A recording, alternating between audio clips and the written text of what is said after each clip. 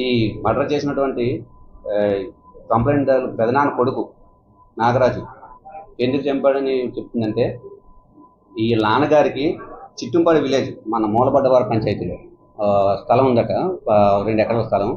అతనికి కొడుకులు లేరని, ఓన్లీ ఇద్దరే కూతురు ఉన్నారని, వారసత్వంగా భూమి వాళ్ళకి చెందదు, నాకు ఇచ్చేయని చెప్పి వాళ్ళ పెదనాన్న కొడుకు నాగరాజు ప్రతిసారి కూడా అతనితో గొడవ పడ్డాడు.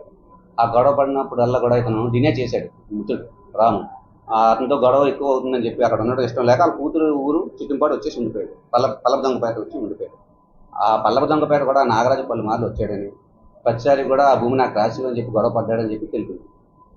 అందులో భాగంగానే నువ్వు భూమి ఇవ్వట్లేదు, నువ్వు చంపేస్తానని చెప్పి చాలాసార్లు వాదన చేశాడని చెప్పి అదే మనసులో పెట్టుకొని 27వ తారీఖు సాయంకాలం మాట వేసి చంపేసి వెళ్ళిపోయాడు.